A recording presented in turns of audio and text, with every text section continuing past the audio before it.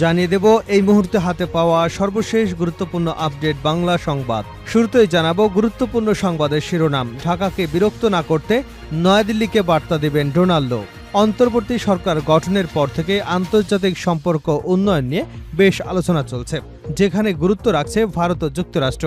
দেশ দুটিকে ঘিরে একটু বেশি আলোচনা হচ্ছে। বাংলাদেশের রাজনৈতিক পট পরিবর্তনের পর সম্পর্কের জোরদারে যুক্তরাষ্ট্র এর মধ্যে আর্থিক ও অর্থনৈতিক সহযোগিতার মতো বিষয়ে গুরুত্ব দিচ্ছে। এরই পরিপ্রেক্ষিতে ঢাকা সফরে আসছে যুক্তরাষ্ট্রের উচ্চ পর্যায়ের একটি প্রতিনিধি দল, যে দলে থাকছে মার্কিন পররাষ্ট্র দপ্তরের দক্ষিণ ও মধ্য এশিয়া বিষয়ক অ্যাসিস্ট্যান্ট সেক্রেটারি ডোনাল্ড। এবারে জানাবো বৈষম্য বিরোধী আন্দোলন ঠেকাতে কুমিল্লার টিপরা বাজার এলাকায় শিক্ষার্থীদের উপর গুলি করা মোহাম্মদ নাজমুল ইসলাম জুয়েলকে আটক করেছে যৌথ বাহিনী। বৃহস্পতিবার বিকাল 4:30টার দিকে সেনা ও পুলিশের একটি দল ম্যাজিস্ট্রেটের উপস্থিতিতে যৌথ অভিযান পরিচালনা করে সাহিবনগর এলাকা থেকে এই গণহত্যাকারীকে গ্রেপ্তার করে। জানাবো 50,000 কর্মীর পরিবার করুণ অবস্থায় আছে। আওয়ামী সরকারের পতনের পর থেকে দলটির প্রায় 50,000 কর্মী পরিবার সহ করুণ অবস্থায় আছে। মামলা, হামলা এবং গ্রেপ্তারের কারণে বাড়িতেও অবস্থান করতে পারছেন না তারা। শুক্রবার আওয়ামী লীগের ভেরিফাইড পেজে একটি পোস্টের মাধ্যমে এসব তথ্য জানানো হয়েছে। এদিকে সোনা চোরাচালানের গডফাদাররা ধনাছোঁয়ার বাইরে। স্বর্ণ চোরাচালান মামলার তদন্ত বিচার কার্যক্রম চলছে ধীর গতিতে। ত্রুটিপূর্ণ এজাহার, জব্দ তালিকায় গরমিল, উল্টো সাক্ষী দেওয়া, উচ্চ আদালতের স্থগিতাদেশ সহ নানা কারণে মামলার তদন্ত ও বিচার কার্যক্রম ব্যাহত হচ্ছে। আর বিচারের এই দীর্ঘশত্রুতার সুযোগে বেশিরভাগ আসামি জামিনে মুক্তি পাচ্ছেন।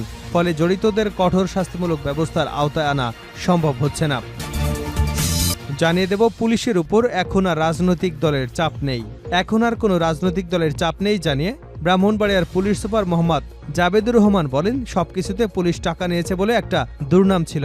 এই অবস্থা থেকে বেরিয়ে আসতে হবে। কেউ পুলিশকে ঘুষখোর বললে খারাপ লাগে বলেও মন্তব্য করেছেন। বৃহস্পতিবার দুপুরে ব্রাহ্মণবাড়িয়া প্রেস ক্লাব মিলনায়তনে সাংবাদিকদের সঙ্গে মত বিনিময়কালে এসব কথা বলেন নবাগত পুলিশ সুপার মোহাম্মদ জাবেদুর রহমান। এবং সর্বশেষ জানাবো আন্তর্জাতিক সংবাদ। গাজায় ইসরায়েলি হামলায় জাতিসংঘের 6 কর্মী নিহত। আবারও গাজা উপত্যকার একটি স্কুলে তাণ্ডব চালিয়েছে ইসরায়েলি বাহিনী। এই হামলায় জাতিসংঘের 6 জন কর্মী সহ 18 জন নিহত হয়েছেন। আর গত 24 ঘন্টায় উপত্যকা জুড়ে ইসরায়েলি বর্বরতায় প্রাণ গেছে নারী, শিশু সহ 40 জনের। খবর আল জাজিরার। এতক্ষণ শিরোনাম শুনছিলেন, এবার বিস্তারিত। প্রিয় দর্শক, আপনি যদি এই চ্যানেলে নতুন হয়ে থাকেন, ভিডিওটি দেখতে দেখতে চ্যানেলটি সাবস্ক্রাইব করে আমাদের সঙ্গে থাকুন। আর এই ভিডিও সম্পর্কে আপনি আপনার মূল্যবান মতামতটি কমেন্ট বক্সে জানিয়ে দিন। আর হ্যাঁ প্রিয় দর্শক, জানিয়ে দিন ভিডিওটি কোথা থেকে দেখছেন। আসছেন ডোনাল্ড। ঢাকাকে বিরক্ত না করতে দিল্লিকে বার্তা দেবেন। অন্তর্বর্তী সরকার গঠনের পর থেকেই আন্তর্জাতিক সম্পর্ক উন্নয়ন নিয়ে বেশ আলোচনা চলছে, যেখানে গুরুত্ব রাখছে ভারত ও যুক্তরাষ্ট্র। দেশ দুটিকে ঘিরে একটু বেশি আলোচনা চলছে। বাংলাদেশের রাজনৈতিক পট পরিবর্তনের পর সম্পর্কের জোরদারে যুক্তরাষ্ট্র এর মধ্যে আর্থিক এবং অর্থনৈতিক সহযোগিতার মতো বিষয়ে গুরুত্ব দিচ্ছে। এরই পরিপ্রেক্ষিতে ঢাকা সফরে আসছেন যুক্তরাষ্ট্রের উচ্চ পর্যায়ের একটি প্রতিনিধি দল। এ দলে থাকছেন মার্কিন পররাষ্ট্র দপ্তরের দক্ষিণ ও মধ্য এশিয়া বিষয়ক অ্যাসিস্ট্যান্ট সেক্রেটারি ডোনাল্ড। তবে সরাসরি ঢাকা আসছেন না ডোনাল্ড, দিল্লি হয়ে ঢাকায় আসবেন তিনি। সেখানে ওয়াশিংটন দিল্লির প্রতিরক্ষা বিষয়ক ইন্টারসেশনাল সংলাপে যৌথভাবে সভাপতিত্ব করবেন তিনি। এ বৈঠকে যুক্তরাষ্ট্র ও ভারতের দ্বিপাক্ষীয় ইস্যুর পাশাপাশি আলোচনায় গুরুত্ব পাবে বাংলাদেশের প্রসঙ্গ। এতে ঢাকাকে বিরক্ত না করবার জন্য ওয়াশিংটনের পক্ষ থেকে দিল্লিকে বার্তা দেওয়া হবে। দৈনিক সমকালের একটি প্রতিবেদন থেকে এ তথ্য জানা গেছে। কূটনৈতিক সূত্রের বরাতে প্রতিবেদনটিতে বলা হয়েছে, ঢাকায় 5ই আগস্টে রাজনৈতিক পট পরিবর্তনের পর বাংলাদেশের সঙ্গে সম্পর্ক জোরদারে গুরুত্ব দিচ্ছে যুক্তরাষ্ট্র। তারা চাচ্ছে বাংলাদেশ যেন ঘুরে দাঁড়ায়। তাই বাংলাদেশের বর্তমান সংকট উত্তরণে চাহিদাগুলো জানতে চাইবে ওয়াশিংটন। একই সঙ্গে বিষয়গুলোতে সামনের দিকে কিভাবে সহযোগিতা করা যায় তা নিয়েও আলোচনা করবে বাংলাদেশ ও যুক্তরাষ্ট্র। যুক্তরাষ্ট্রের একজন কূটনৈতিক জানান, নেইম্যান লু ছাড়াও এ দলে থাকছেন মার্কিন উন্নয়ন সংস্থা USAIDর এশিয়া বিষয়ক ডেপুটি অ্যাসিস্ট্যান্ট অ্যাডমিনিস্ট্রেটর অঞ্জলি কৌর সহ কয়েকজন। আগামীকাল 14ই সেপ্টেম্বর প্রতিনিধি দলটি ঢাকায় আসবে। 16ই সেপ্টেম্বর তাদের ঢাকা ছাড়বার কথা রয়েছে। ডক্টর মোহাম্মদ ইউনূসের নেতৃত্বে অন্তর্বর্তী সরকার দায়িত্ব নেবার পর এটি হবে ওয়াশিংটন থেকে উচ্চ পর্যায়ের কোনো প্রতিনিধিদের প্রথম বাংলাদেশ সফর। প্রতিনিধি দলের অন্তর্বর্তী সরকারের প্রধান উপদেষ্টা ডক্টর ইউনূসের সঙ্গে রোববার সকালে সাক্ষাৎ করবে। এছাড়া অর্থ উপদেষ্টা সালেউদ্দিন আহমেদ, পররাষ্ট্র উপদেষ্টা তৌহিদ হোসেন এবং পররাষ্ট্র সচিব জসিম উদ্দিনের সঙ্গেও বৈঠক করবে দলটি।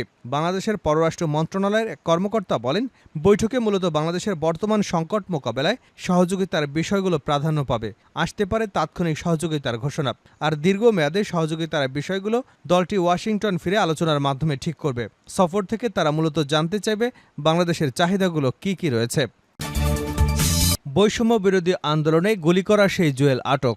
বৈষম্য বিরোধী আন্দোলন ঠেকাতে কুমিল্লার টিপরা বাজার এলাকায় শিক্ষার্থীদের উপর গুলি করা মোহাম্মদ নাজমুল ইসলাম জুয়েলকে আটক করেছে যৌথ বাহিনী। বৃহস্পতিবার বিকাল 4:30টার দিকে সেনা ও পুলিশের একটি দল ম্যাজিস্ট্রেটের উপস্থিতিতে যৌথ অভিযান পরিচালনা করে সাহেবনগর এলাকা থেকে তাদের আটক করা হয়। গ্রেপ্তার মোহাম্মদ নাজমুল ইসলাম জুয়েল কুমিল্লা আদর্শ সদর উপজেলার সাহেবনগর এলাকা নুরুল ইসলামের ছেলে। বৃহস্পতিবার রাত 8টায় কুমিল্লার কোতোয়ালী মডেল থানার উপপরিদর্শক মোস্তফা কামাল বিষয়টি নিশ্চিত করেছেন।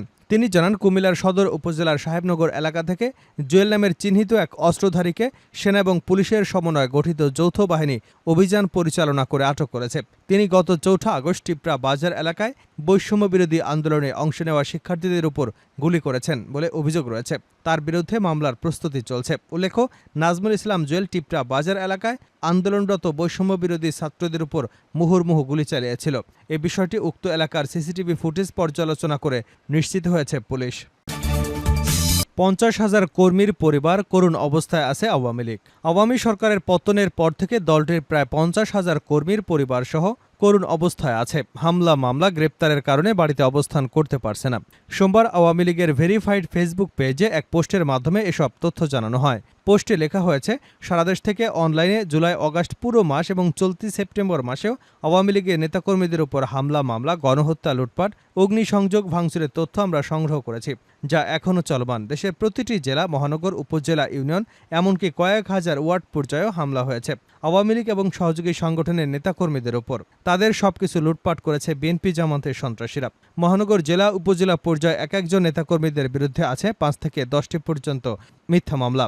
এ সময় সবচেয়ে গুরুত্বপূর্ণ বিষয় হলো দুস্থ কর্মীদের পাশে দাঁড়ানো। তৃণমূলের প্রায় 50,000 কর্মী ইমেইল ও মেসেজের মাধ্যমে তাদের করুণ অবস্থার কথা জানিয়েছে। বিশেষ করে অনুরোধ করা হয়েছে তাদের পরিবারগুলোকে বাঁচাতে।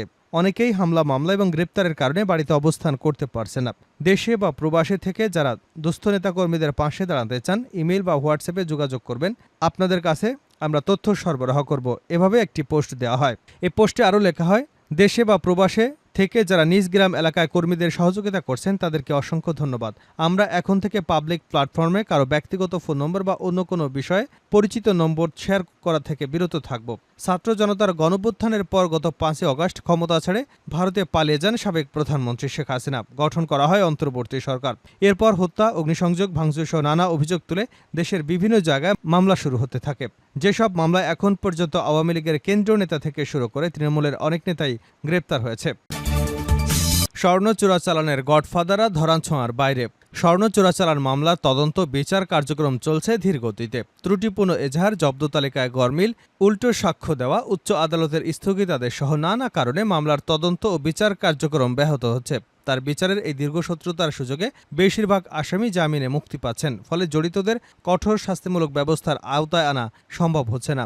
বেশিরভাগ ক্ষেত্রেই গডফাদাররা থাকছেন ধরাছোঁয়ার বাইরে। চোরা কারবারকারীদের দৃষ্টান্তমূলক শাস্তি না হয় প্রতিনিয়তই চোরাচালানের ঘটনা বেড়েই চলেছে। অনুসন্ধানে জানা গেছে, হজরত শাহজালাল আন্তর্জাতিক বিমানবন্দরে গত 1 দশকে চোরাচালানে বিপুল সোনা আটক হয়েছে ঢাকা কাস্টম হাউজে। তবে এসব ঘটনায় থানায় হওয়া মামলাগুলো প্রায় আসামি জামিন পেয়ে গেছেন। ঢাকা কাস্টম হাউস গত 10 বছরে চোরাকারবারীদের হাতে নাতে আটক করে থানায় সোপর্দ করে। বড় চালানের দিক থেকে এ সময় অন্তত 46টি মামলা করা হয়েছিল। এর মধ্যে 10 মামলায় আসামিরা কারাগারে আছেন। বাকি 35 মামলার আসামিরা জামিনে বেরিয়ে গেছেন। রায় হয়েছে একটি মামলায়। এছাড়া বাকি 45টি মামলার মধ্যে 11টি মামলা তদন্তাধীন রয়েছে। বাকি মামলাগুলো ঢাকা মহানগরের স্পেশাল ট্রাইব্যুনালগুলোতে বিচারাধীন। জানতে চাইলে ট্রান্সপারেন্সি ইন্টারন্যাশনাল বাংলাদেশ নির্বাহী পরিচালক ইফতেখারুজ্জামান কালের কণ্ঠকে বলেন, প্রায় মামলার ক্ষেত্রেই বিচারের দীর্ঘসূত্রতা পরিলক্ষিত হয়। তবে সোনা চোরাচালানের বিষয়টি একটি বিশেষায়িত খাত। সোনা চোরাচালান দীর্ঘদিন ধরেই প্রতিষ্ঠিত। সম্প্রতি সোনা ক্ষেত্রে যে নীতিমালা করা হয়েছে তা প্রতিরক্ষামূলক। সেটা প্রতিকারমূলক নয়। চোরাচালান প্রতিরোধে প্রাধান্য দিতে হবে, বিশেষ করে অপরাধীদের আইনের আওতায় এনে দৃষ্টান্তমূলক শাস্তির দৃষ্টান্ত স্থাপন করতে হবে। চোরাচালান মামলার অভিজ্ঞ আইনজীবী ফারুক আহমেদ বলেন, স্বর্ণ চোরাচালান মামলায় যা জব্দ করা হলো সেই সম্পর্কে কোনো বিশেষ মতামত দেওয়া হয় না। ফলে যা জব্দ করা হলো তা সত্যিই সোনা কিনা তা বিচারে এসে প্রশ্নের সম্মুখীন হয়। অনেক ক্ষেত্রে সোনাগুলো তদন্ত কর্মকর্তারা দেখেনি না, আর তারা এসে আদালতে সাক্ষ্য দেন। যারা সোনা দেখেনি ত্রুটিপূর্ণ মামলার এজাহার এবং জব্দ তালিকায় গরমিল এবং সাক্ষীদের উল্টো সাক্ষী দেওয়া সহ নানা কারণে রাষ্ট্রপক্ষ অভিযোগ প্রমাণে ব্যর্থ হয়। মামলার একাধিক তদন্ত কর্মকর্তা জানান, স্বর্ণ চোরাচালানের মামলাগুলো সাধারণত সাক্ষ্য প্রমাণের অভাবে নিষ্পত্তি বিলম্বিত হয়। এ কারণে এসব মামলা তদন্ত শেষ করতে ৬ মাস থেকে ১ বছরেরও বেশি সময় লাগে। শেষ করছে আন্তর্জাতিক সংবাদ দিয়ে। গাজায় ইসরায়েলি হামলায় জাতিসংঘের ৬ কর্মী নিহত। আবারও গাজা উপত্যকার একটি স্কুলে তাণ্ডব চালিয়েছে ইসরায়েলি বাহিনী। এ হামলায় জাতিসংঘের ৬ কর্মী সহ ১৮ জন নিহত হয়েছেন। আর গত ২৪ ঘন্টায় উপত্যকা জুড়ে ইসরায়েলি বর্বরতায় প্রাণ গেছে নারী শিশুসহ ৪০ জনের। খবর আল জাজিরার। এমন সময় এই হামলার ঘটনা ঘটল যখন বিশ্ব স্বাস্থ্য সংস্থা বলছে আহত ফিলিস্তিনিদের ২৫% এমনভাবে ক্ষতিগ্রস্ত হয়েছে তাদের স্বাভাবিক জীবনে ফিরতে হলে দীর্ঘ চিকিৎসা সেবার মধ্য দিয়ে যেতে হবে। গাজার উদ্বাস্তুদের জন্য জাতিসংঘের ত্রাণ ও কর্মসংস্থা বলছে, গাজা উপত্যকার একটি স্কুলে ইসরায়েলি বিমান হামলায় যারা নিহত হয়েছেন তাদের মধ্যে ৬ জন ছিলেন জাতিসংঘের কর্মী। গাজায় দফায় দফায় হামলা চালানো হচ্ছে খান ইউনিসের আল নুসেরাত শরণার্থী শিবিরে। বেসামরিক নাগরিকদের বসতি লক্ষ্য করে ছোড়া হচ্ছে বিধ্বংসী বোমা। শরণার্থী শিবিরের আশপাশের বাড়িঘরও পাচ্ছে না রেহাই। গুরুতর আহতদের সংখ্যা বহু বাড়ছে। আহতদের নেওয়া হচ্ছে জাবালিয়া আল সাউদা হাসপাতালে। গাজায় এমন ভয়াবহ হামলার তীব্র নিন্দা জানিয়েছে জাতিসংঘের মহাসচিব অ্যান্তোনিও গুতেরেস। তিনি বলেন, গাজায় যা ঘটছে তা একেবারেই অগ্রহণযোগ্য। যুদ্ধবিরতির বিষয়ে আবারও জোর দিয়েছেন তিনি।